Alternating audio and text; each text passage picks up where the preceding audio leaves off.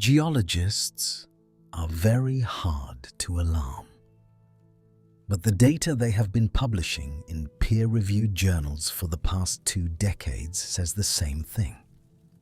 The rate at which species are disappearing today is 100 to 1,000 times higher than the background level we see in the fossil record.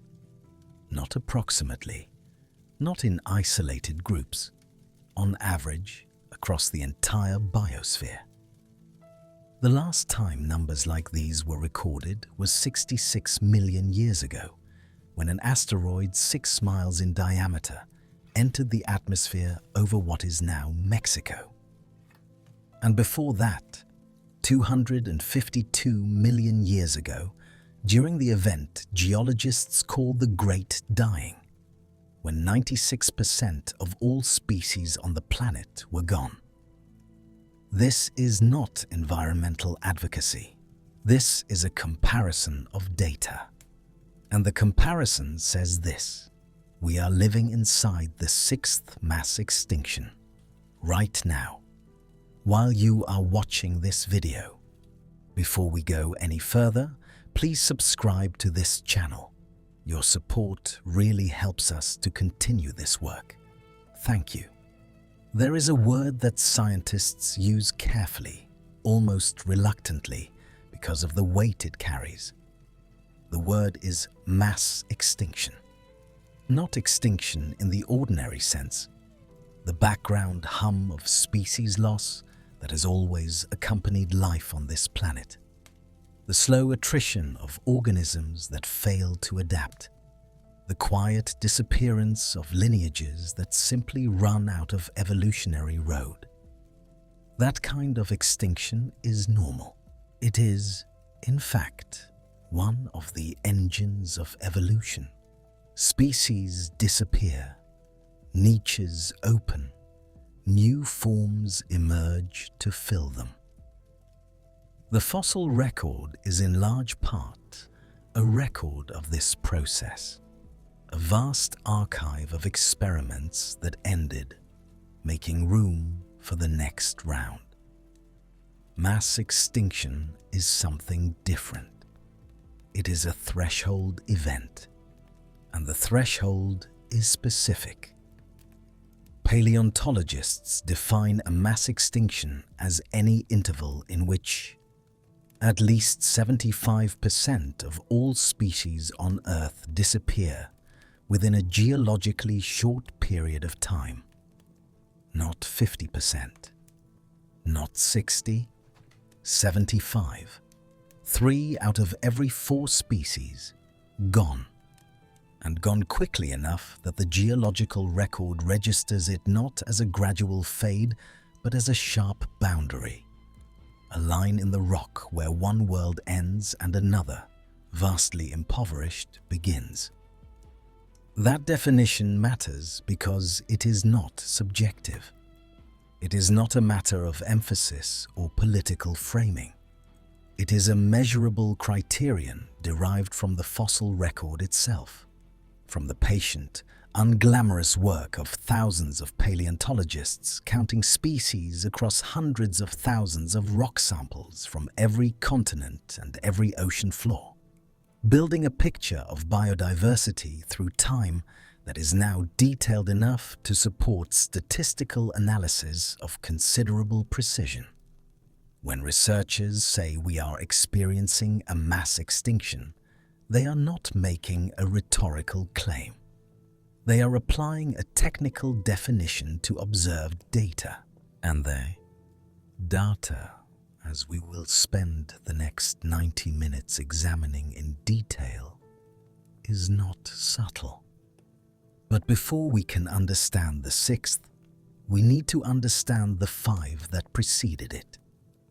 Not as a list, as a set of case studies, a comparative anatomy of catastrophe, because each of the previous mass extinctions has something to teach us about what a mass extinction actually looks like from the inside, what drives it, how fast it moves, and what the world looks like on the other side. The fossil record is the only empirical database we have for events of this magnitude. And it turns out that database is extraordinarily informative, not just about what happened in the past, but about what is happening right now. The story begins roughly 540 million years ago, at a moment in the history of life that scientists call the Cambrian explosion. Before this point, the biosphere of Earth was dominated by soft-bodied organisms, microbial mats, simple multicellular forms, the strange quilted creatures of the Ediacaran period that left their impressions in fine-grained seafloor sediment, but no hard parts to speak of. Then, in what amounts to the blink of an eye in geological terms, perhaps 20 million years, perhaps less, virtually every major body plan in the animal kingdom appeared. Shells, eyes, jointed limbs, predator-prey relationships of genuine complexity. The ocean went from a place of relative biological simplicity to something recognizably alive in the modern sense. This matters for our story because it establishes the baseline. The Cambrian explosion created the world of complex multicellular life, from which all 5 mass extinctions and everything that follows them are carved. It created the diversity that mass extinctions would periodically, catastrophically reduce. And it created the fossil record. Because hard parts fossilize, and from the Cambrian onward, life left a record detailed enough to read.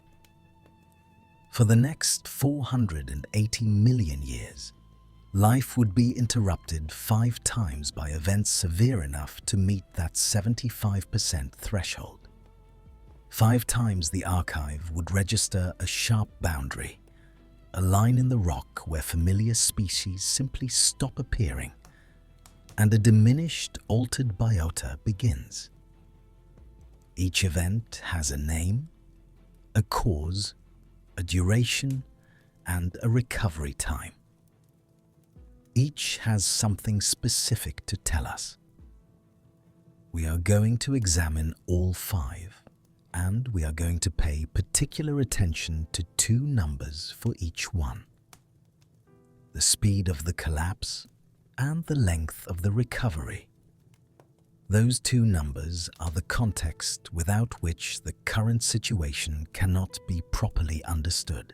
The first of the Big 5 happened approximately 445 million years ago, at the end of the Ordovician period. The Ordovician was a world utterly foreign to our own. No land animals, no land plants in the modern sense. The continents, bare rock swept by wind and rain. The oceans, the exclusive domain of life. And those oceans were extraordinarily rich. Trilobites in dozens of genera, brachiopods carpeting the shallow seafloors, graptolites drifting in vast planktonic colonies through the water column, nautiloid cephalopods, the ancestors of today's nautilus and the extinct ammonites, as the apex predators of a world without fish in the modern sense. Then the climate shifted. The supercontinent Gondwana, which at this time occupied the South Pole, glaciated. Ice sheets formed. Sea levels dropped by hundreds of feet as water was locked into continental ice. The shallow tropical seas where most Ordovician life was concentrated drained or cooled dramatically. Then the glaciation ended, possibly within 1 million years, possibly faster, and sea levels rebounded. The combination, rapid cooling, sea level drop, Then rapid warming and sea level rise proved lethal. Approximately 85% of species disappeared. The oceans, coming out the other side, were recognizably the same world map. In terms of body plans and ecological roles, but the specific actors had been replaced almost entirely. Recovery to pre-extinction diversity levels took roughly 4 million years. 4 million years. Hold that number. We will be returning to it.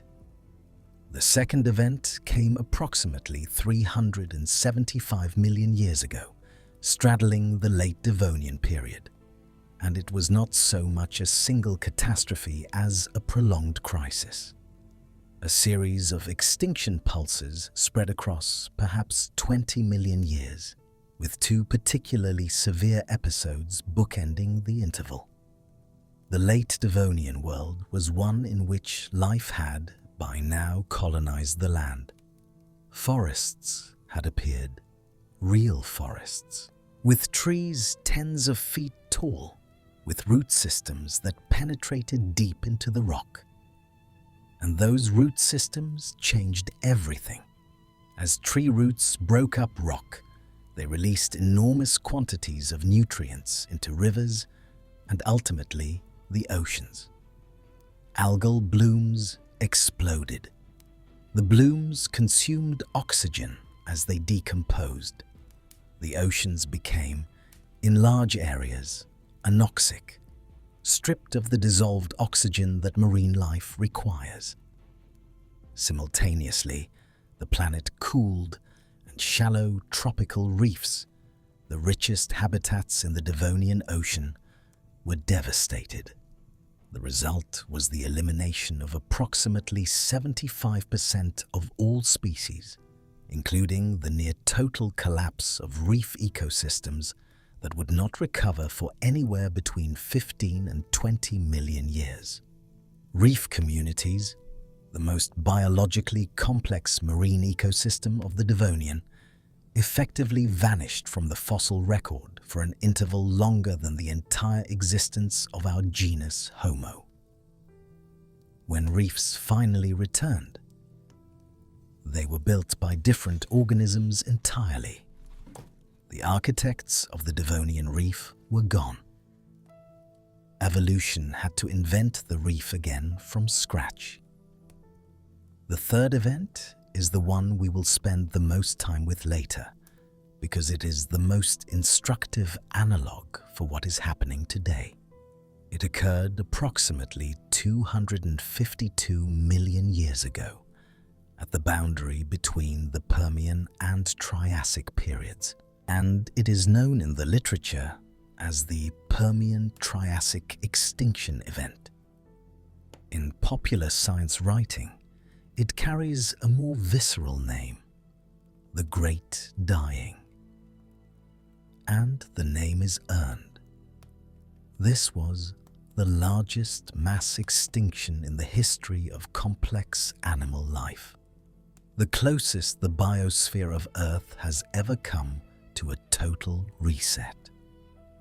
96% of marine species, 70% of terrestrial vertebrate species. Estimates suggest that somewhere between 80 and 96% of all species on the planet were eliminated. The oceans, in some sections of the geological record, show what paleontologists call a ___, quote, _1__, layers of rock with almost no fossils at all, intervals of time in which the archive of life simply goes quiet. The cause was volcanic. Specifically, it was the eruption of the Siberian Traps, a flood basalt province of almost incomprehensible scale in which lava poured across an area roughly the size of the contiguous United States. Not in a single eruption, but in a prolonged volcanic episode lasting perhaps 1,000,000 years. The lava itself was not the primary killer. What killed was what the eruptions put into the atmosphere. Carbon dioxide in quantities sufficient to warm the planet by approximately 10 degrees Celsius over the course of tens of thousands of years. Sulfur dioxide that produced acid rain on a global scale. And, most lethally for the oceans, carbon dioxide dissolving into seawater and driving rapid acidification of the marine environment. The chemistry of the oceans shifted faster than most marine calcifiers. Organisms that build shells and skeletons from calcium carbonate could adapt. Shells dissolved, reefs collapsed. The food web of the ocean unwound from the bottom up. Recovery from the Great Dying took approximately 10 million years to restore anything resembling the biodiversity that preceded it. Some groups never recovered at all.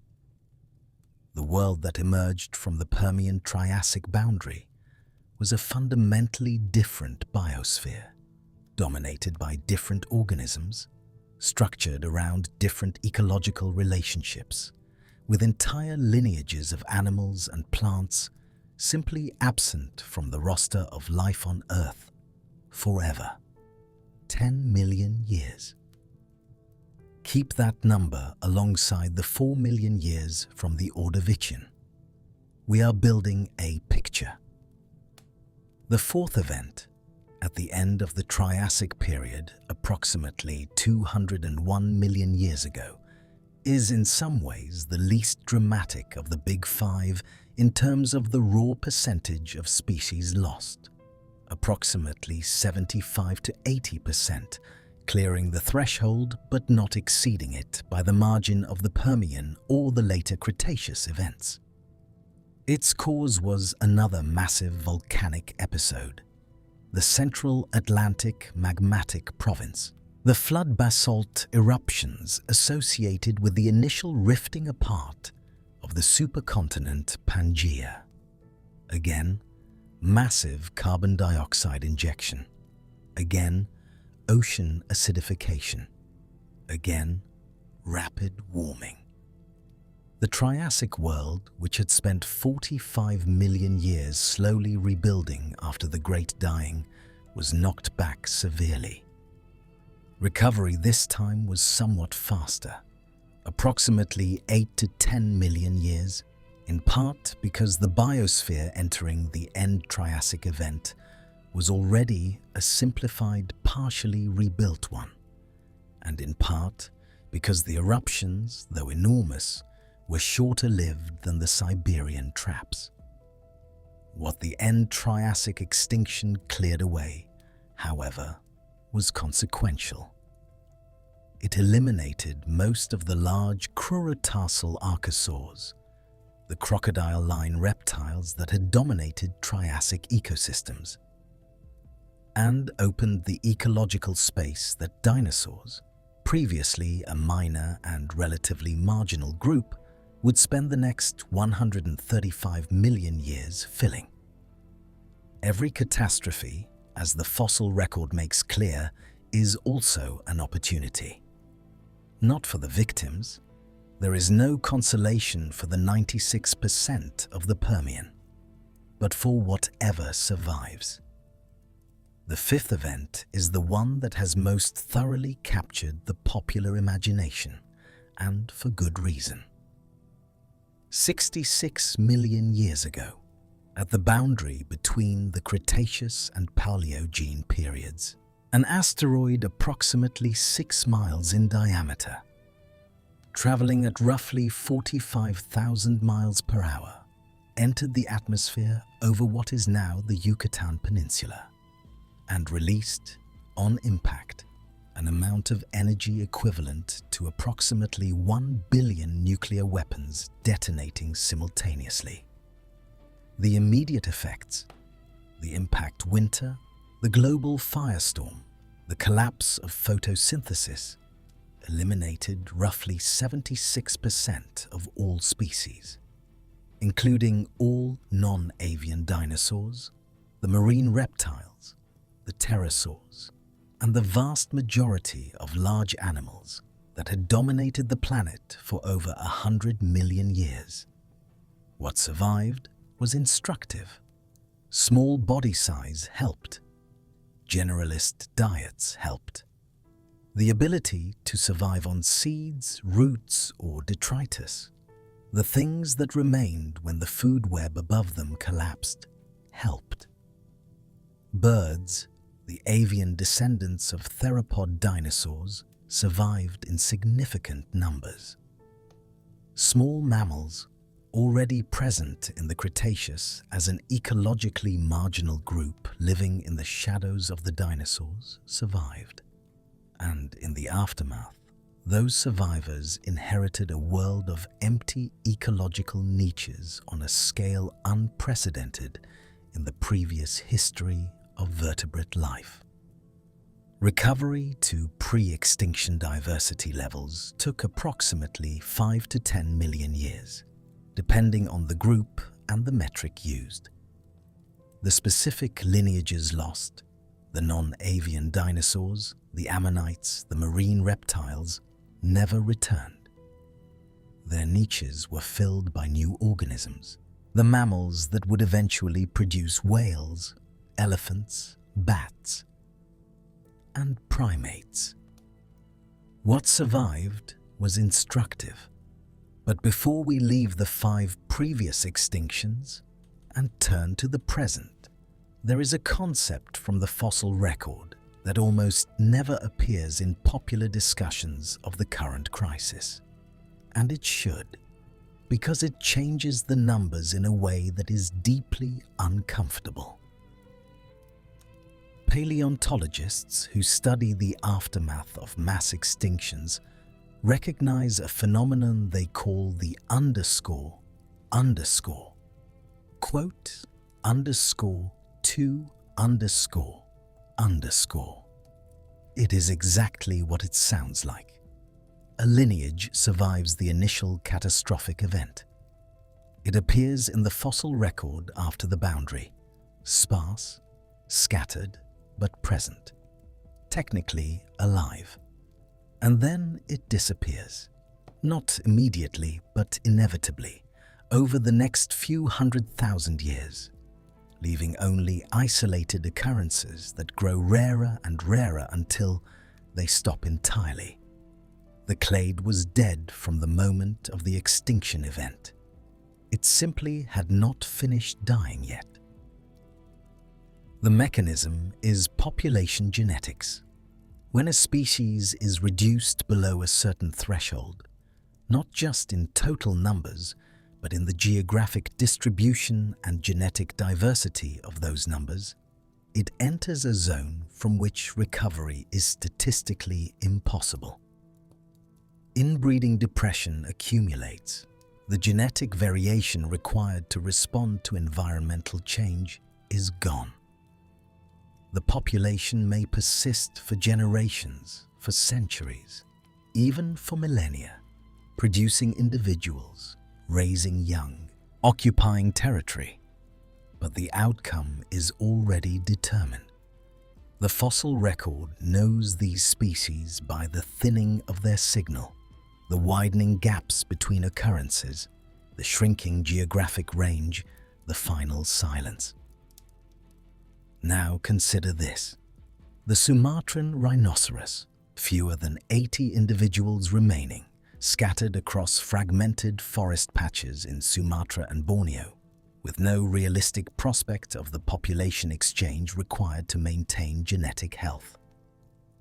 The vaquita, the small porpoise of the Gulf of California, last reliable estimates put the population below 10 individuals. The Amur leopard, perhaps 100 animals in the wild in a single fragmented landscape in the Russian Far East. The Javan rhinoceros, fewer than 75 individuals in one national park on one island. The northern white rhinoceros, 2 females, both non-reproductive. 2. These animals are, in the language of the fossil record, dead clades walking. They are present in the current biosphere in the same way that a late surviving mosasaur might have been present in the earliest Paleocene, a ghost of a world already ended, persisting briefly in the wreckage of the transition. When we count current extinctions, we count confirmed losses, species that are gone. We do not count these. We do not count the species whose genetic diversity has collapsed below recovery thresholds, whose populations are too fragmented to maintain viability, whose fate is determined even if the last individuals have not yet died. When conservation biologists add those populations to the accounting, the species that are functionally extinct, even though technically extant, the numbers are significantly larger than the official extinction tallies suggest. The fossil record has always undercounted extinction. Organisms that leave no hard parts, that live in environments that do not preserve, that exist in small populations in restricted ranges, they vanish without trace. Paleontologists have long understood that the true magnitude of past mass extinctions almost certainly exceeds what the fossil record shows, because the record is inevitably biased toward the well-preserved and the abundant. It turns out our accounting of the current crisis has the same bias, running in the same direction for the same reason. We see the well-documented and the charismatic. We miss the rest, and the rest is most of the biosphere. 5 events, 5 different causes, 5 different speeds of collapse, and 5 different timescales of recovery.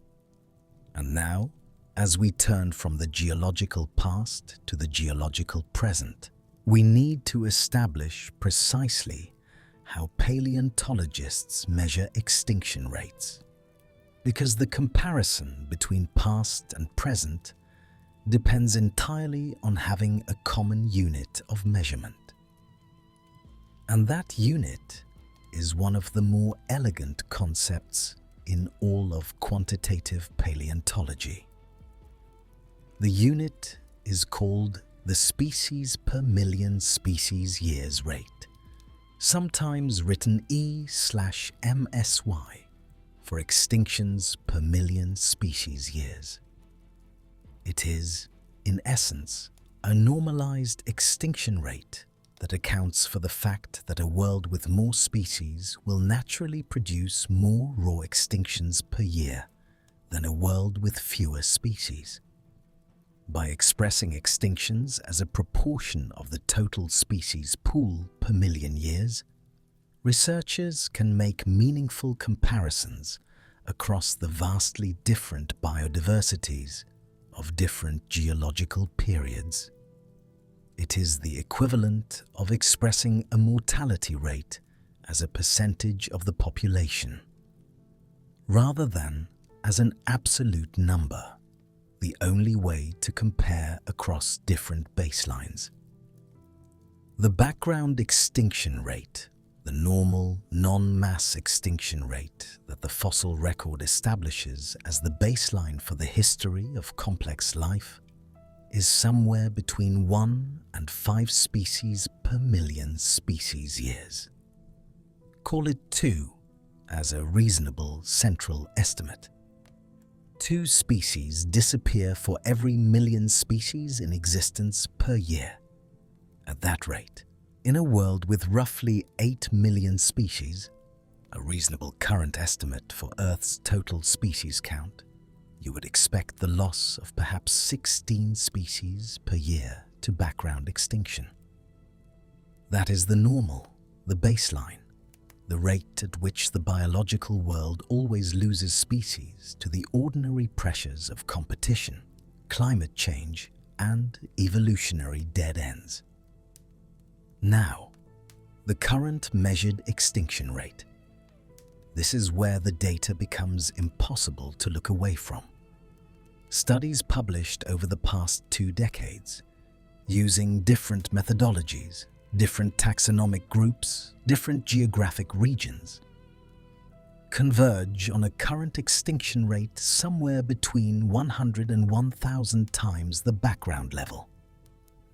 The best documented groups give the most alarming numbers.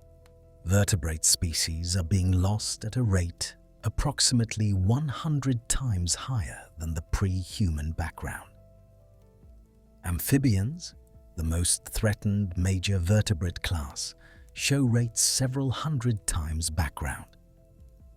When researchers extrapolate from well-studied groups to the broader, poorly documented biosphere, the invertebrates, the plants, the fungi, the organisms that do not make the news when they disappear, the estimates climb toward the upper end of that range. There is a problem that sits at the center of every attempt to quantify the current extinction rate. And it is a problem that any paleontologist will recognize immediately, because it is the same problem they face every time they try to read the fossil record. The problem is this: we can only count what we know exists. Of the estimated 8 million species currently living on Earth, a figure that is itself an estimate with enormous uncertainty, ranging in different analyses from 5 million to 1 trillion if microbial diversity is included, fewer than 2 million have been formally described and named. 2 million out of 8 million on the conservative estimate. That means roughly 3/4 of Earth's species are unknown to science. They have not been collected, identified, described, or given a binomial name. They exist in the sense that they are present in the world, metabolizing, reproducing, filling ecological roles. But they are invisible to science in the same way that a soft-bodied Cambrian organism with no mineralized parts is invisible to the fossil record. When a species from this undescribed majority disappears, it disappears without a name. It disappears without a population count, without a range map, without a genetic sequence, without any record of its ecological role or its relationships with other species. It disappears the way most of the organisms in Earth's history have disappeared, without leaving any trace that science can read. The signal of its existence and the signal of its loss are equally absent from the archive. This is not a small correction to the extinction statistics. Consider tropical insects. Estimates of total insect diversity run to somewhere between 5 and 10 million species. Described species, approximately 1 million. The tropical rainforests, the most species-rich terrestrial ecosystems on Earth, and the ecosystems undergoing some of the most rapid habitat loss, contain vast numbers of invertebrate species that have never been collected by a scientist. Entomologists working in Amazonian forest canopies, in the leaf litter of Bornean rainforests, in the soil microbiomes of Congo Basin ecosystems, routinely collect organisms they cannot identify because no description of them exists. When those forests are cleared, those organisms are gone, not counted as extinct, not added to any tally, simply gone, as if they never existed, which, from the perspective of the scientific record, they effectively did not. The fossil record faces this problem looking backward. The current extinction crisis faces it looking forward. In both cases, the true magnitude of loss is larger than what can be documented. In both cases, the documented losses are the minimum, not the estimate. And in both cases, the organisms most likely to be missed are the small, the invertebrate, the microbial. Precisely the organisms that perform the fundamental ecological services on which the more visible, more charismatic, more countable species depend. The mycorrhizal fungi that transfer nutrients between trees. The soil nematodes that drive decomposition. The marine microplankton that produce roughly half of Earth's oxygen. These are not the organisms that make conservation fundraising posters. They are the organisms that make the biosphere function, and we are losing them at rates we cannot measure, from a baseline we never established.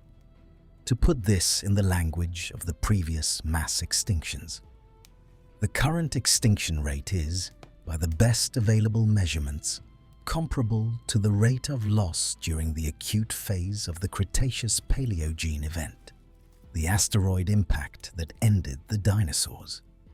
Not the gradual lead-up, not the slow recovery, the acute phase, the sharp boundary in the rock where species stop appearing. The difference is the mechanism.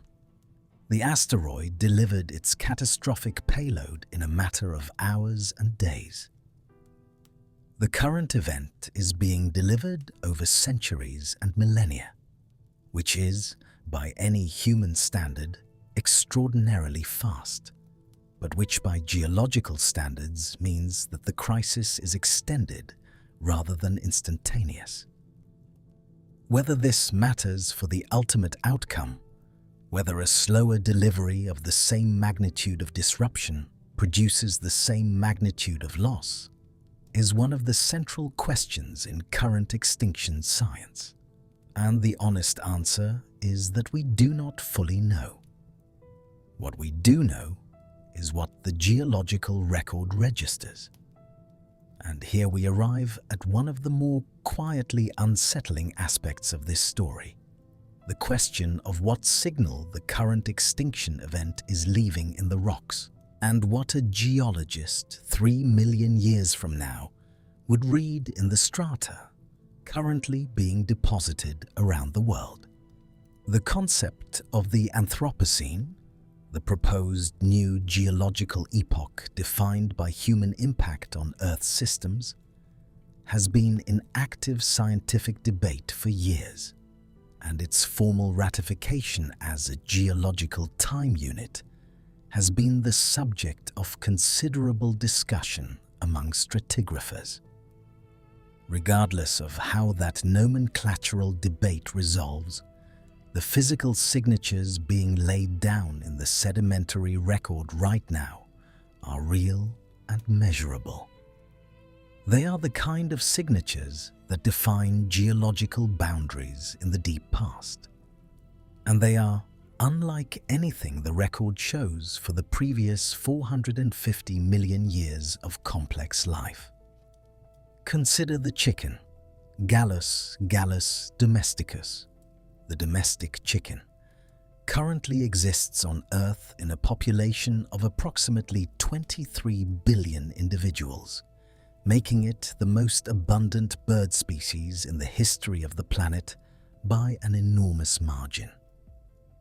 It exists on every continent except Antarctica.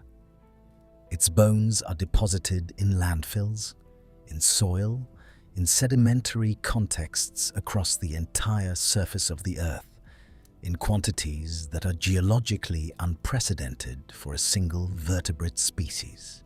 A geologist examining rock strata from the current epoch will find chicken bones in extraordinary abundance, globally distributed, appearing suddenly and synchronously in the stratigraphic record, a datum horizon as distinctive and as globally correlatable as the iridium layer that marks the Cretaceous-Paleogene boundary. The chicken layer, the marker of a world reorganized around the dietary preferences of one species. Alongside the chicken layer, plastics. Synthetic polymer particles now appear in marine sediments across every ocean basin on Earth, from the deepest trenches of the Pacific to the surface sediments of the Arctic. They appear in lake beds, in ice cores, in the gut contents of organisms from the sea floor to the open ocean. They are, from a stratigraphic perspective, a perfect marker horizon. Globally synchronous, chemically distinctive, absent from all geological strata prior to the mid-20th century, and essentially indestructible on geological timescales. Plastics deposited in ocean sediment today will be readable as a stratigraphic horizon in rocks tens of millions of years from now. And then there is the carbon signal. This is perhaps the most consequential signature, because it connects the current event to the mechanisms of the past mass extinctions in a direct and measurable way. When carbon dioxide is released into the atmosphere at high rates, it leaves a characteristic isotopic signature in the geological record, a shift in the ratio of carbon-12 to carbon-13 that is detectable in carbonate sediments, in organic material, and in the skeletons of marine organisms. This kind of carbon isotope excursion, as geologists call it, is one of the primary lines of evidence for the volcanic forcing that drove the Permian-Triassic and End-Triassic extinctions. The Paleocene-Eocene thermal maximum, a rapid warming event approximately 56 million years ago, that caused a significant but submass extinction level disruption to marine ecosystems, shows one of the most dramatic carbon isotope excursions in the Cenozoic record. The current carbon isotope excursion, caused by the combustion of fossil fuels and the release of their ancient carbon into the modern atmosphere, is measurable, distinctive, and unprecedented in its rate, if not in its ultimate magnitude. The rate of carbon dioxide increase over the past 2 centuries is, by the best available geological comparisons, faster than anything in the record outside of the immediate aftermath of large asteroid impacts. Not as large as the total carbon release of the Siberian traps, which operated over 1 million years, but operating over 2 centuries rather than 1 million years.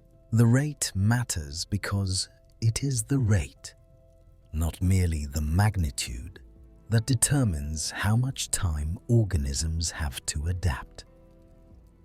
The fossil record of the Great Dying is very clear on this point. The most lethal phase of the Permian-Triassic event was the phase when the rate of environmental change was fastest. It was not the total amount of warming that killed most efficiently, it was the speed. What survived was instructive. But before we leave the 5 previous extinctions and turn to the present, there is a concept from the fossil record that almost never appears in popular discussions of the current crisis. And it should, because it changes the numbers in a way that is deeply uncomfortable. Paleontologists who study the aftermath of mass extinctions recognize a phenomenon they call the dead clade walking. It is exactly what it sounds like. A lineage survives the initial catastrophic event. It appears in the fossil record after the boundary, sparse, scattered, but present. Technically alive. And then it disappears. Not immediately, but inevitably, over the next few 100,000 years, leaving only isolated occurrences that grow rarer and rarer until they stop entirely. The clade was dead from the moment of the extinction event. It simply had not finished dying yet. The mechanism is population genetics. When a species is reduced below a certain threshold, not just in total numbers, but in the geographic distribution and genetic diversity of those numbers, it enters a zone from which recovery is statistically impossible. Inbreeding depression accumulates. The genetic variation required to respond to environmental change is gone. The population may persist for generations, for centuries, even for millennia, producing individuals, raising young, occupying territory. But the outcome is already determined. The fossil record knows these species by the thinning of their signal, the widening gaps between occurrences, the shrinking geographic range, the final silence. Now consider this: the Sumatran rhinoceros. Fewer than 80 individuals remaining, scattered across fragmented forest patches in Sumatra and Borneo, with no realistic prospect of the population exchange required to maintain genetic health. The vaquita, the small porpoise of the Gulf of California, last reliable estimates put the population below 10 individuals. The Amur leopard, perhaps 100 animals in the wild in a single fragmented landscape in the Russian Far East. The Javan rhinoceros, fewer than 75 individuals in one national park on one island. The northern white rhinoceros, 2 females, both non-reproductive. 2.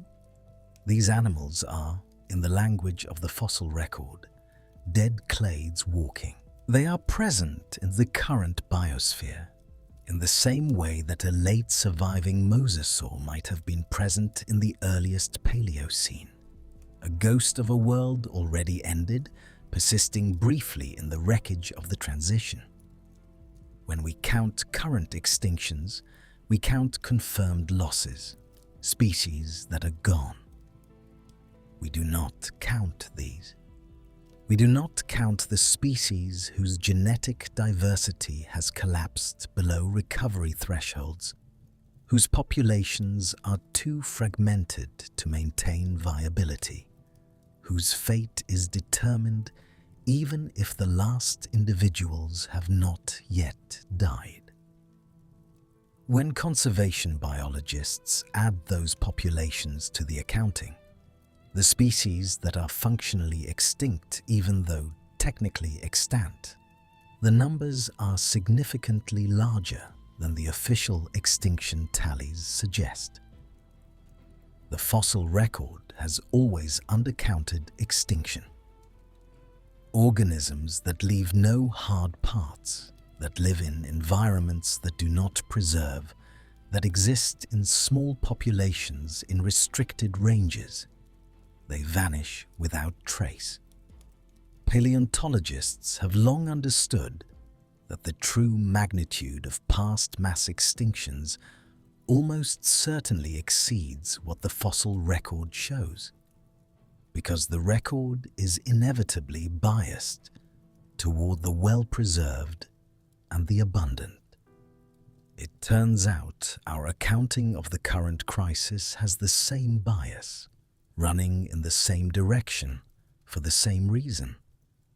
We see the well-documented and the charismatic. We miss the rest, and the rest is most of the biosphere. There is a problem that sits at the center of every attempt to quantify the current extinction rate, and it is a problem that any paleontologist will recognize immediately, because it is the same problem they face every time they try to read the fossil record. The problem is this: we can only count what we know exists. Of the estimated 8 million species currently living on Earth, a figure that is itself an estimate with enormous uncertainty, ranging in different analyses from 5 million to 1 trillion if microbial diversity is included, fewer than 2 million have been formally described and named. 2 million out of 8 million on the conservative estimate. That means roughly 3/4 of Earth's species are unknown to science. They have not been collected, identified, described, or given a binomial name. They exist in the sense that they are present in the world, metabolizing, reproducing, filling ecological roles. But they are invisible to science in the same way that a soft-bodied Cambrian organism with no mineralized parts is invisible to the fossil record. When a species from this undescribed majority disappears, it disappears without a name. It disappears without a population count, without a range map, without a genetic sequence, without any record of its ecological role or its relationships with other species.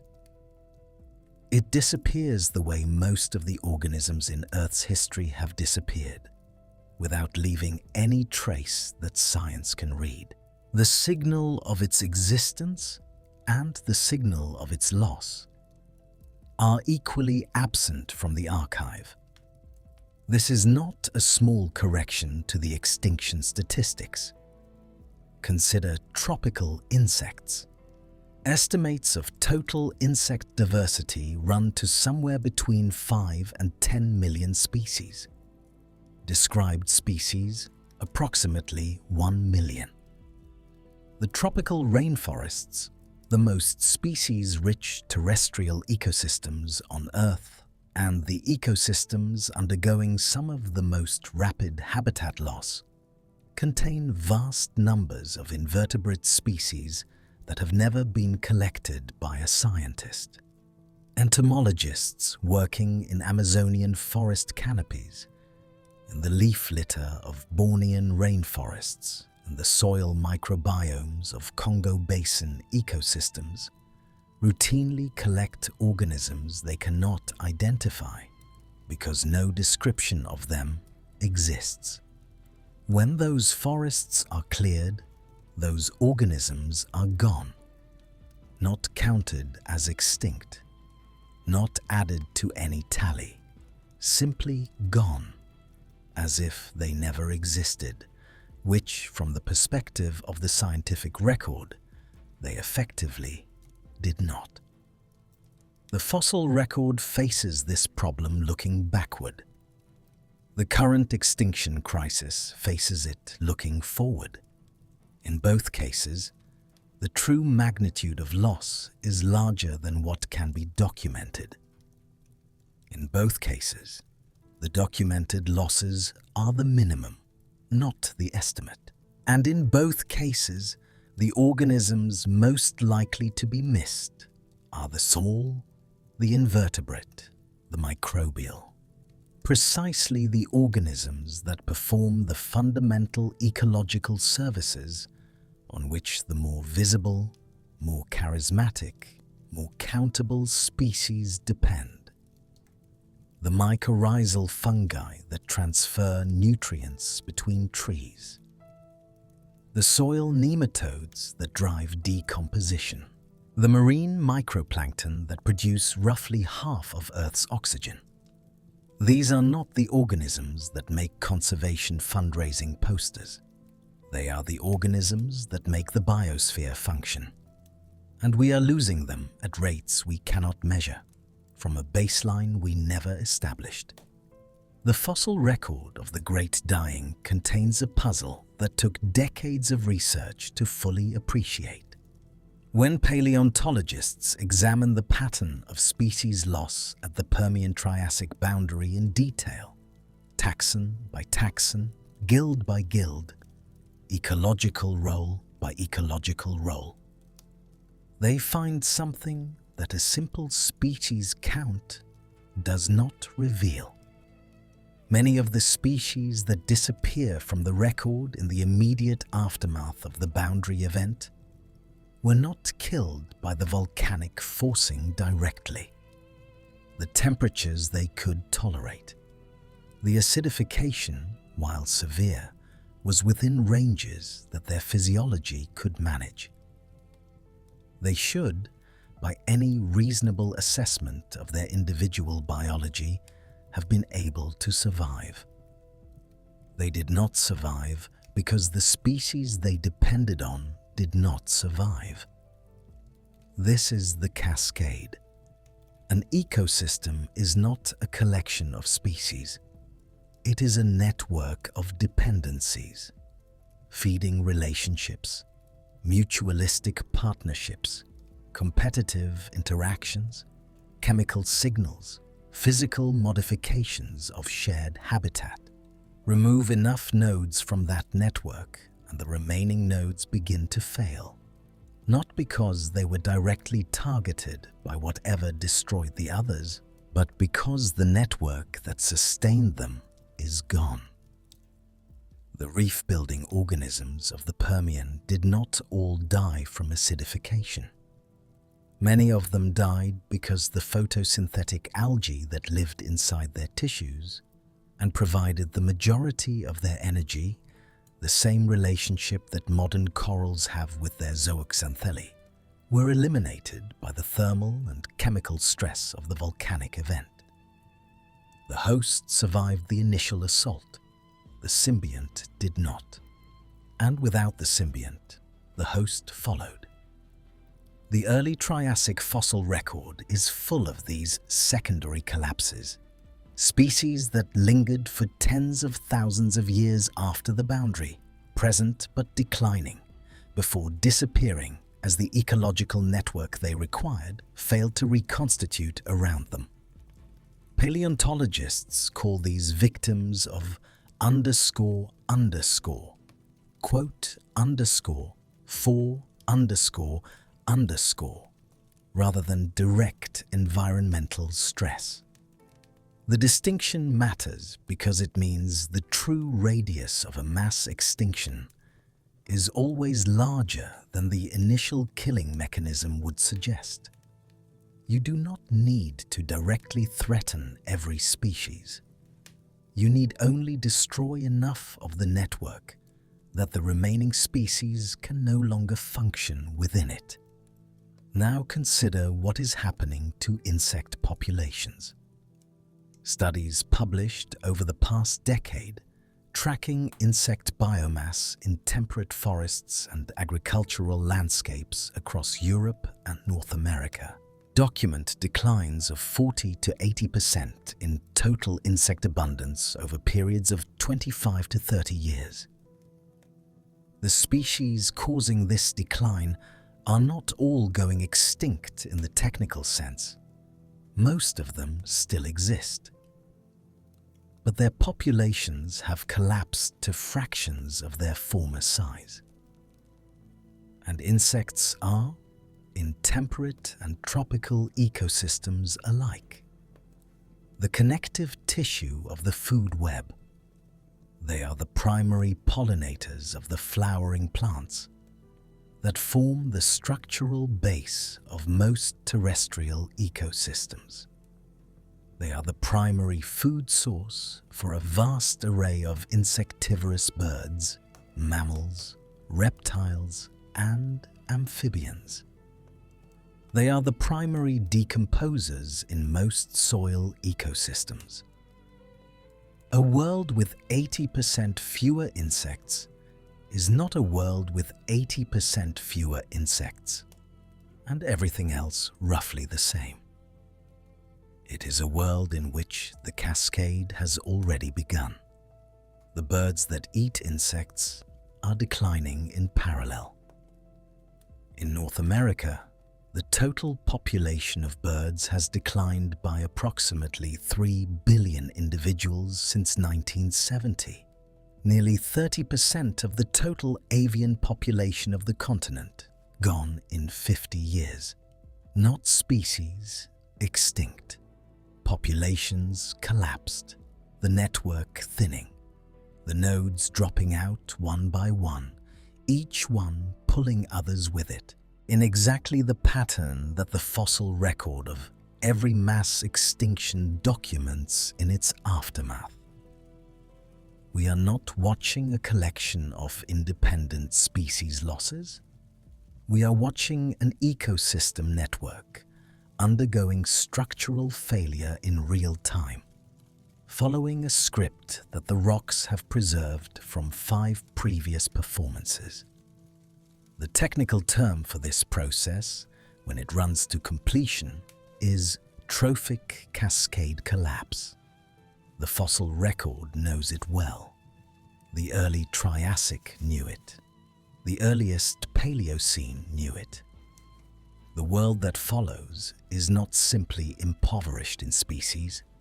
It is simplified in architecture, reduced to the ecological equivalent of a building with most of its load-bearing structure removed, standing not because it is sound, but because the final collapse has not yet arrived. The fossil record of every mass extinction contains, alongside the chronicle of loss, a second story that receives far less attention. It is the story of the winners, because every mass extinction produces winners. Not eventually, immediately, while the specialized, the ecologically dependent, the large-bodied and the slow-reproducing are disappearing. Another category of organism is doing something entirely different. It is expanding, rapidly, opportunistically, into the ecological space vacated by the losses around it. Paleontologists have a name for these organisms. They call them disaster taxa. The disaster taxa of the early Triassic are well documented. Lystrosaurus, a stocky, pig-sized herbivorous therapsid with a shovel-shaped beak and an apparently extraordinary tolerance for environmental stress, survived the Great Dying, and within a few 100,000 years accounted for an estimated 90% of all terrestrial vertebrate individuals on the planet. Not species, individuals. 9 out of 10 land vertebrates were Lystrosaurus. The early Triassic world was, in terms of vertebrate fauna, essentially a monoculture of one generalist survivor, exploiting a planet of empty niches with no competitors and no predators capable of controlling its numbers. It was ecologically dominant in the way that a weed is dominant in a vacant lot, not because it was the best possible occupant of those niches, but because it was present when everything else was gone. Alongside Lystrosaurus, the disaster flora. Lycopsid plants, the spike mosses and their relatives, organisms with high tolerance for disturbed, nutrient-poor, stress-affected environments, colonized the post-extinction landscape in what geologists call the quote, _5___. A globally distributed horizon in the early Triassic rock record, where these opportunistic plants dominate the fossil flora. They were not the most sophisticated plants of the Permian world. They were the most stress-tolerant, and in a world defined by stress, that was the only qualification that mattered. Now look at what is happening in the current biosphere, and the parallel is not subtle. Jellyfish.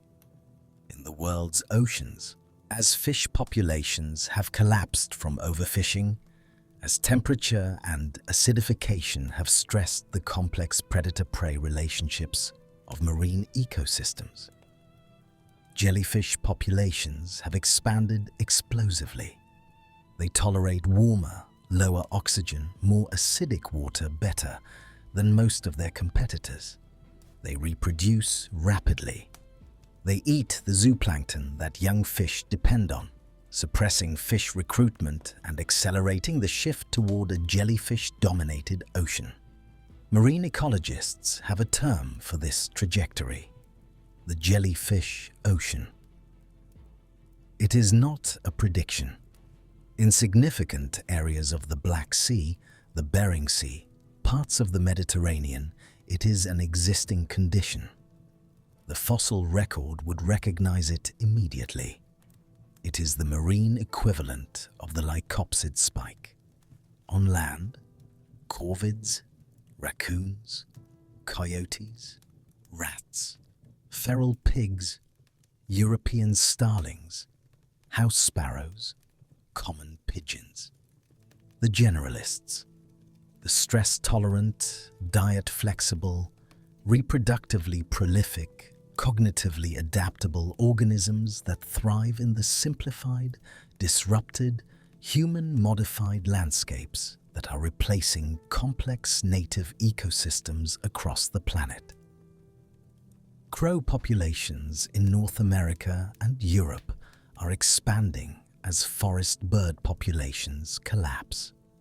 Coyote range has extended from its original western territory across the entire continental United States and into Canada and Central America, filling the apex predator roles vacated by wolves and cougars across most of their former range. Urban raccoon populations have increased by orders of magnitude in the past half-century. These animals are not ecological equivalents of what they are replacing. A coyote is not a wolf. A crow is not a wood thrush. A jellyfish ocean is not a fish ocean. The disaster taxa fill empty space. They do not replicate the complexity that preceded them. This is what the transition looks like from the inside.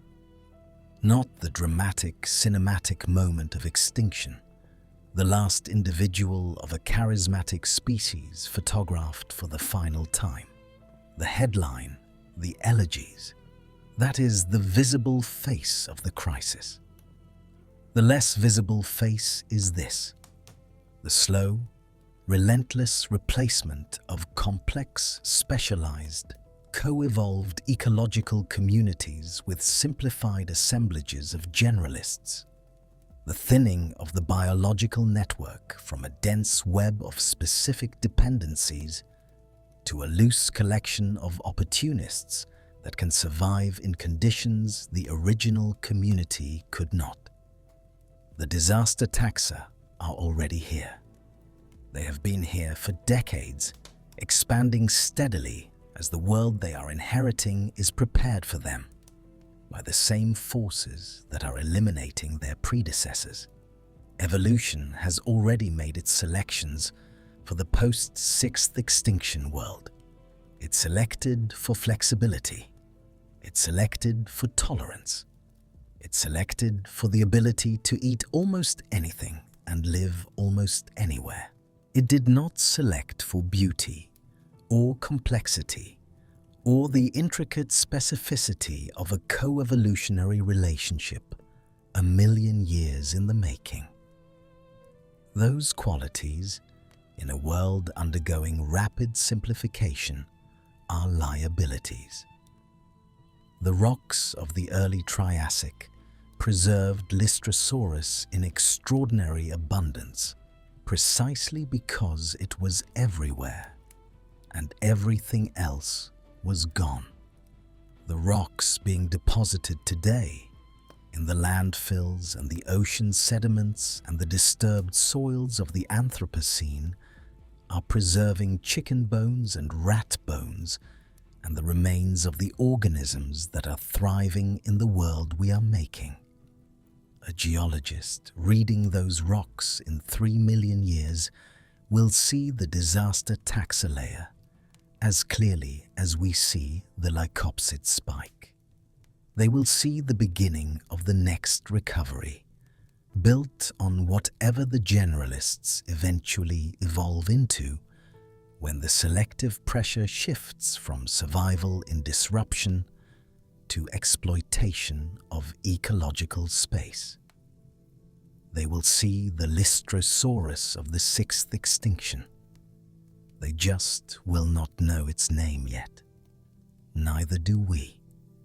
Before we make the direct comparison with the Permian, we need to visit one more geological event, one that sits between us and the great dying in time, one that is far less famous than the 5 mass extinctions we have examined, and one that is, for the specific question of what rapid carbon injection does to the marine biosphere, the most precisely relevant analog in the entire geological record. 56 million years ago, at the boundary between the Paleocene and Eocene epochs, something released an enormous quantity of carbon into the atmosphere and ocean in what geologists estimate was a geologically brief interval, possibly as short as 20,000 years, possibly as long as 50,000.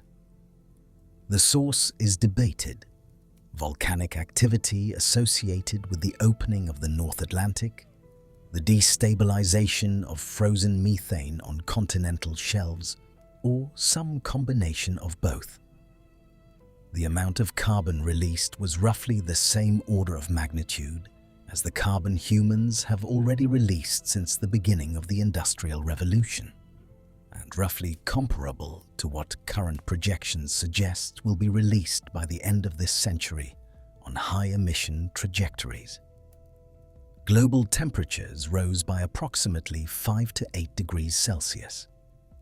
The oceans warmed and acidified, and the geological record of this event, called the Paleocene-Eocene Thermal Maximum, or PETM, is preserved in exquisite detail in deep-sea sediment cores from every major ocean basin on Earth. What happened? The deep-sea benthic foraminifera, the tiny calcifying organisms that carpet the deep ocean floor and whose shells form a continuous archive of ocean chemistry going back tens of millions of years, experienced a mass extinction. Approximately 30 to 50% of benthic foraminiferal species disappeared at the PETM boundary. Surface ocean and shallow water ecosystems were stressed but recovered relatively quickly. The deep ocean was most severely affected.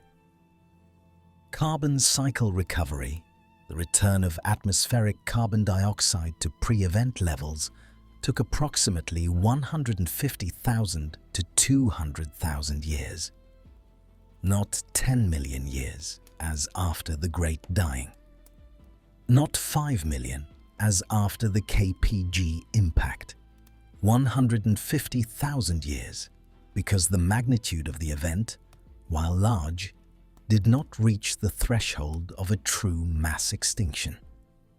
The PETM did not kill 75% of species. It was severe, but it fell short of the mass extinction threshold. And that shortfall is precisely what makes it useful as a reference point. It tells us what a large, rapid carbon injection event that does not reach mass extinction magnitude looks like in the geological record. It tells us the scale of disruption that falls below the threshold. And when we compare the rate of that event to the rate of the current carbon injection, we encounter the number that makes even the most careful and conservative researchers uncomfortable. The PETM carbon injection based on best current estimates, occurred at a rate of approximately 1 to 2 billion tons of carbon per year, sustained over tens of thousands of years. The current rate of carbon release from human activities is approximately 10 billion tons per year, 10 times faster than the event that caused a 30 to 50% extinction of deep-sea foraminifera and 150,000 years of carbon cycle disruption. The PETM was not a mass extinction. It was a severe but sub-threshold disruption, and we are currently releasing carbon into the atmosphere and ocean at a rate 10 times faster than the PETM into an ocean that is simultaneously being subjected to direct physical disruption of its habitats, direct removal of its apex predators, and direct chemical alteration of its chemistry through nutrient loading and pollution. The PETM recovered in 150,000 years because the carbon injection stopped, and the natural carbon cycle, silicate weathering, organic carbon burial, carbonate compensation, had time to reassert itself. The question of whether the current event will allow similar recovery mechanisms to operate depends on factors that the geological record cannot determine, because it has no precedent for the combination of stressors currently being applied simultaneously to the same system. The PETM was a carbon pulse. The current situation is a carbon pulse combined with habitat destruction, combined with overexploitation, combined with introduced species disruption, combined with nitrogen and phosphorus loading of aquatic systems on a global scale. The geological record knows each of these stresses individually. It has never seen all of them at once.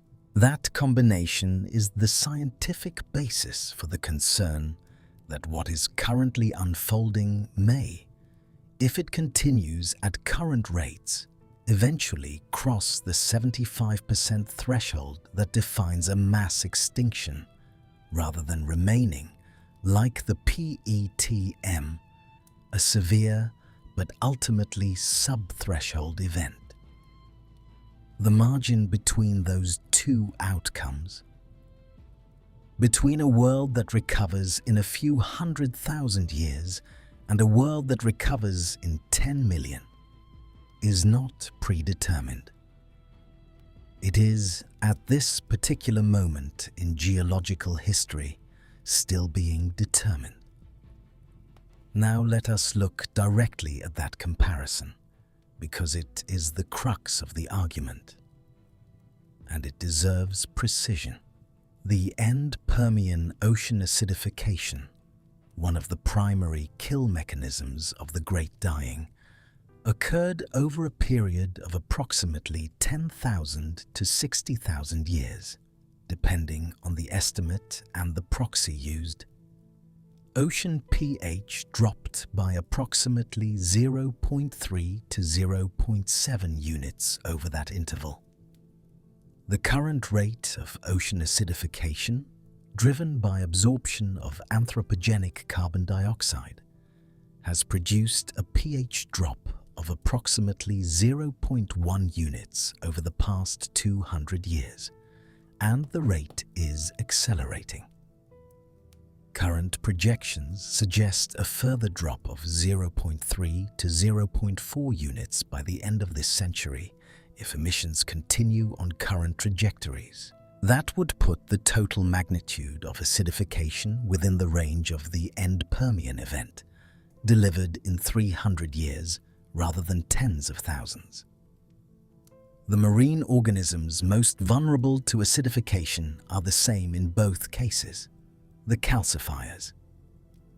Organisms that build structures from calcium carbonate, corals, mollusks, echinoderms, many plankton species including the coccolithophores, and foraminifera that form the base of open ocean food webs.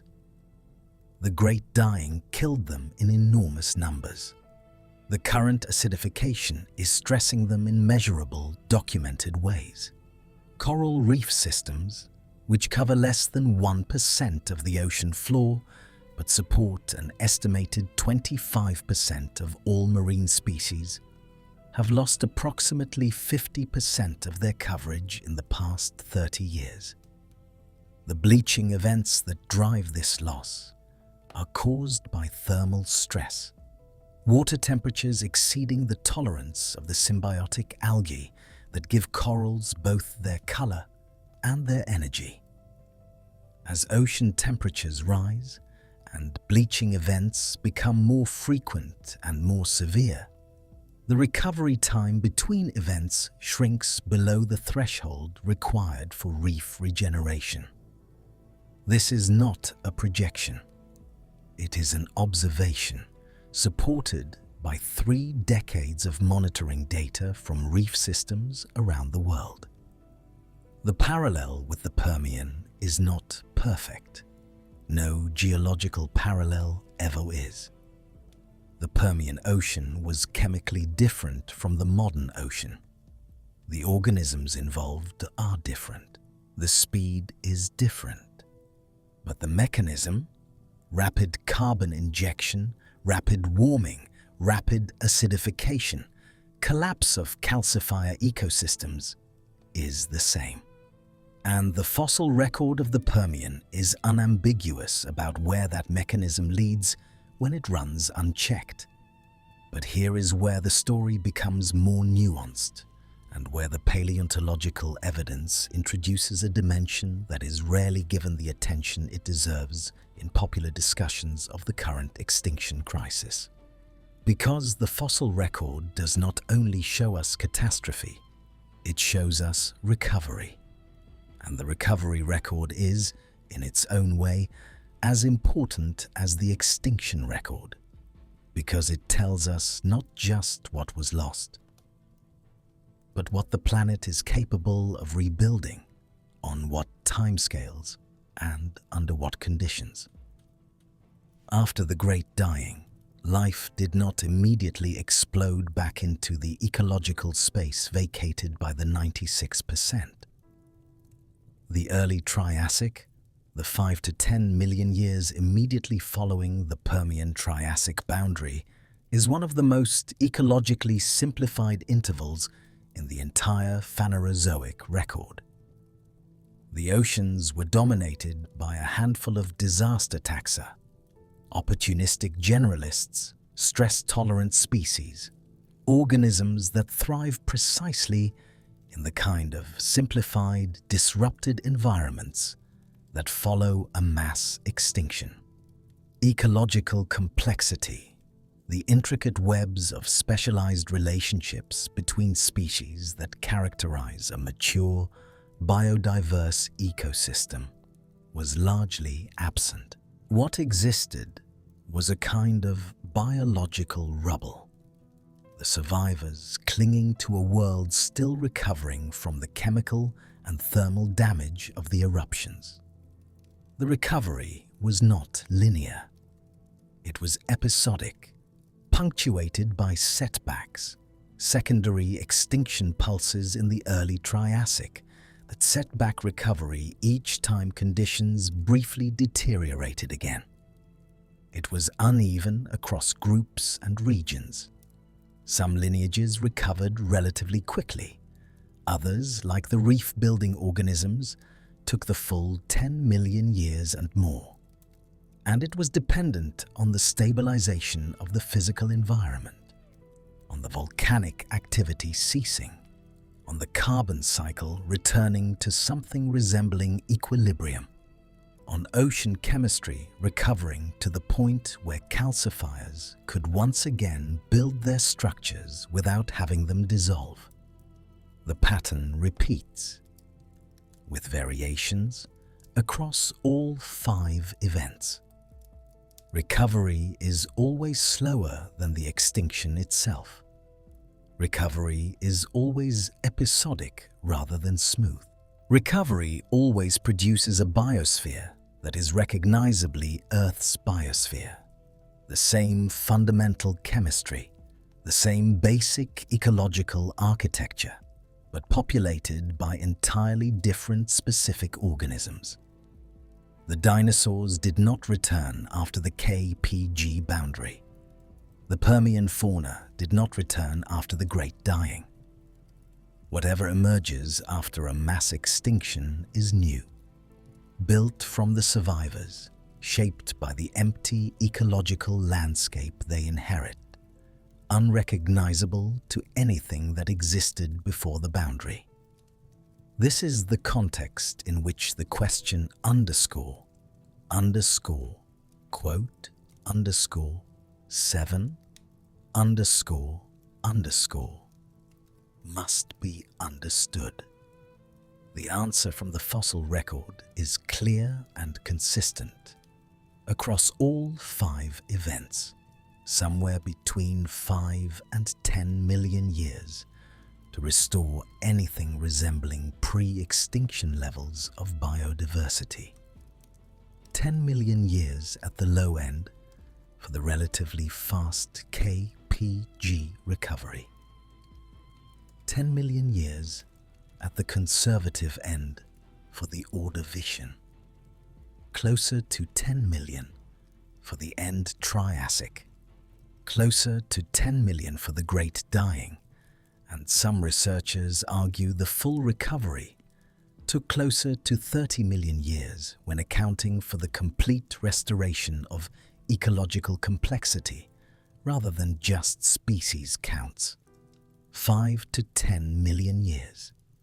In a world where recorded human history spans approximately 5,000 years, where our species in its anatomically modern form has existed for perhaps 300,000 years, where the entire Pleistocene epoch, the Ice Ages, the megafauna, the emergence of human civilization spans only 2.5 million years.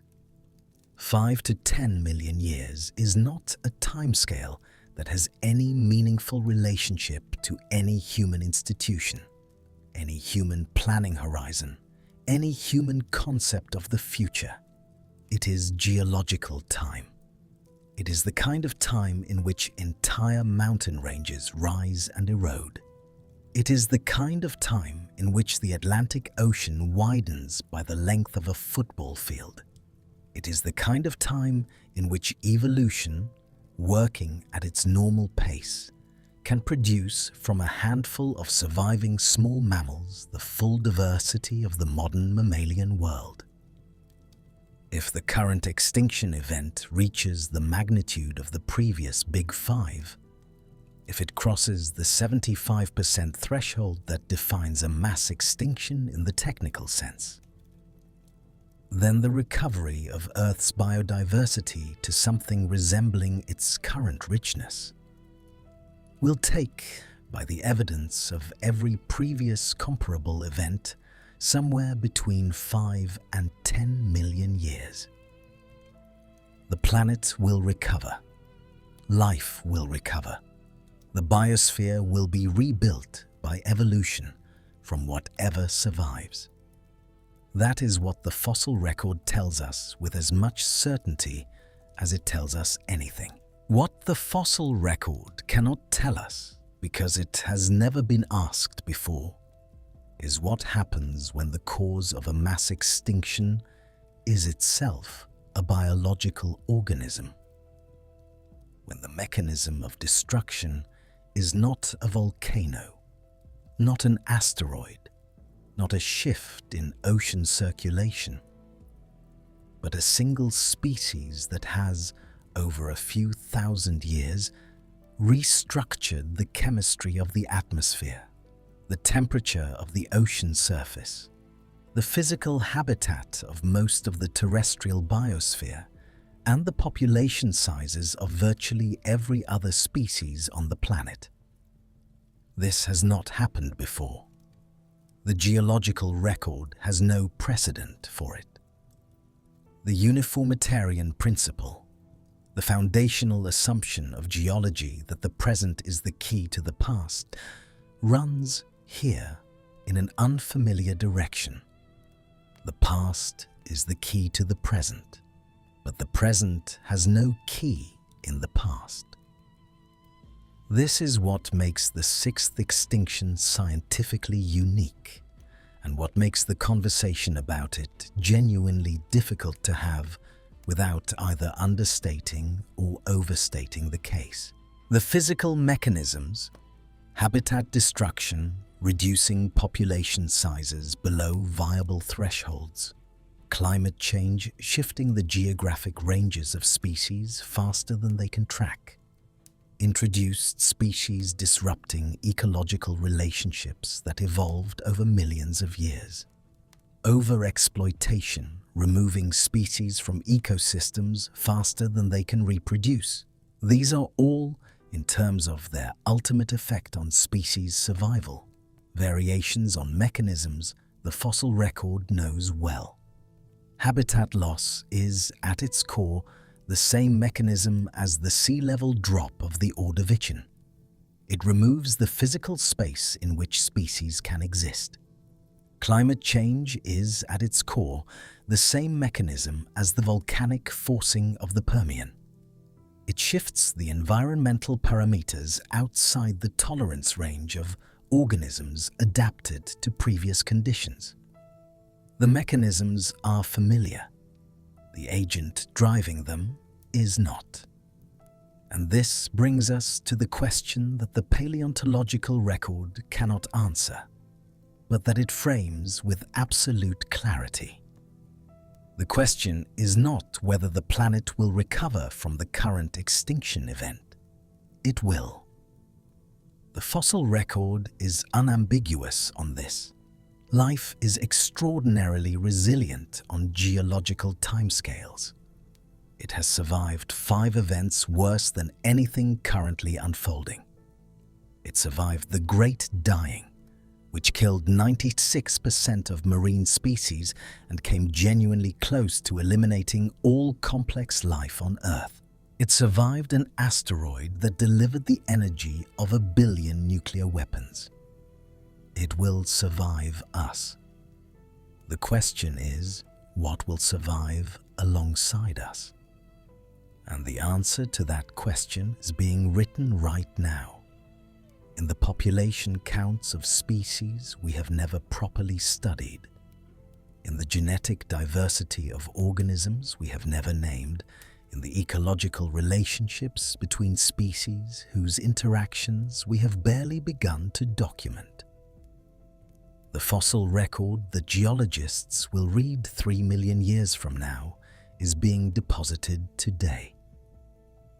The boundary layer is being laid down in lake beds and ocean sediments and peat bogs and ice cores all over the planet. The sharp line in the rock, the line that will separate the world before from the world after, is forming in real time, one lost species at a time. There is a field within paleontology called conservation paleobiology, and it is one of the more quietly remarkable intellectual developments in the earth sciences of the past 2 decades. Its practitioners use the methods of paleontology, the analysis of fossil assemblages, the reconstruction of past biodiversity and ecological structure, the reading of the geological record for evidence of past environmental change, to inform the conservation of living species and ecosystems. They look at what the fossil record shows about the composition of ecosystems before human impact, the so-called shifting baseline problem, the fact that our sense of what a healthy ecosystem looks like is calibrated to a world already significantly depleted by centuries of human activity. And they use that baseline to set more accurate conservation targets. They look at how ecosystems responded to past rapid changes in climate or sea level and use that information to predict how living ecosystems might respond to current rapid change. They look at the survivors of past mass extinctions, which characteristics, which ecological roles, which body plans made it through, and they use that information to identify which living species are most at risk and which are most likely to persist. This work is not pessimistic. It is the opposite of pessimistic. It is the application of deep time perspective to an immediate problem. The recognition that the most powerful tool we have for understanding the current crisis is the 2-billion-year archive of life's history that the rocks contain. The fossil record has seen worse. It has seen the 96%, and it has seen the recovery. It has seen, in exquisite detail, exactly what it takes for life to rebuild a biosphere from a handful of survivors. That knowledge is not theoretical. It is empirical. It is written in stone, literally, and it has been accumulating for as long as geologists have been reading the rocks. Now let me tell you what I think. Not as an advocate for any particular political position, the fossil record does not vote, and neither should its interpreters. But as someone who has spent a great deal of time with this evidence, with these numbers, with the slow accumulation of data that constitutes the scientific case for the current extinction event, being genuinely comparable in rate to the acute phases of past mass extinctions, I think the framing of this issue in popular discourse has systematically failed both the science and the public. On one side, the tendency to present the current extinction crisis in terms of charismatic megafauna, tigers, elephants, polar bears, which are real losses but which are, in terms of their contribution to ecosystem function, a small fraction of the story. The extinction of a large mammal is visible and emotionally legible. The extinction of a mycorrhizal fungus species that connects the root systems of trees in a temperate forest, enabling nutrient exchange across acres of woodland. That extinction is invisible, unmourned, and potentially far more consequential for the stability of the ecosystem it supports. The fossil record does not care about charisma. It counts species, measures ecological roles, tracks the collapse and recovery of whole systems. A mass extinction is not primarily a story about the animals we love. It is a story about the collapse of biological complexity at every scale simultaneously. On the other side, the tendency to present the situation as either so catastrophic that action is futile, or so uncertain that no action is warranted. Neither position is supported by what the fossil record actually shows. The record shows that the difference between a severe extinction event and a mass extinction, the difference between losing 40% of species and losing 75%, is enormous in terms of recovery time and in terms of the ecological world that emerges on the other side. The actions taken in the next few decades will not prevent all extinction, but they may determine whether the current event reaches the mass extinction threshold or falls short of it. That difference, in geological terms, is the difference between a world that recovers in 2 million years and a world that recovers in 10. In human terms, it is the difference between a future that includes ecosystems resembling the ones we inherited and a future that does not. The fossil record is not hopeful in the way that a motivational speech is hopeful. It does not promise that everything will be fine or that human ingenuity will solve the problem. What it offers is something more durable than hope. It offers evidence. Evidence that life is genuinely resilient on geological timescales. Evidence that mass extinctions, including events far more severe than anything currently unfolding, do not sterilize the planet. They reset it. Evidence that the survivors of past catastrophes inherited a world of extraordinary opportunity, and that evolution, given enough time, fills every ecological space available to it with organisms of remarkable complexity and beauty. The geologists who study this are, as I said at the beginning, very difficult to alarm. They have read the record. They know that Earth has survived things that make the current situation look manageable. They know that the planet is 4.5 billion years old and has been through ice ages and fire ages and impacts and eruptions that dwarf anything in the human experience. They know that life, in some form, has been continuous on this planet for approximately 3.5 billion years, a run of biological continuity so long that it strains the imagination. When they look at the current data and say, carefully and reluctantly, that we are inside a sixth mass extinction, they are not panicking. They are reading the record, the same record that tells them the planet will recover. The same record that tells them the recovery will take 10 million years. The same record that tells them the world that emerges from the other side will be magnificent and strange, and entirely indifferent to the world that preceded it. That is the honest message of the fossil record. Not doom, not salvation. Deep time perspective, applied without comfort and without despair to the situation at hand. The rocks have seen this before. Not exactly this. Never exactly this, because this has never happened before. But the shape of it, the signature, the sharp line in the sediment where one world ends and the archive goes quiet for a while before the next one begins to write itself in stone.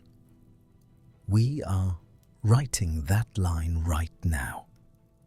Every species that disappears is one fewer entry in the archive that the future will read. Every species that persists is one more thread in the web that evolution will use to rebuild. The fossil record does not tell us which way this goes. That part of the story is not yet in the rock. It is still in our hands.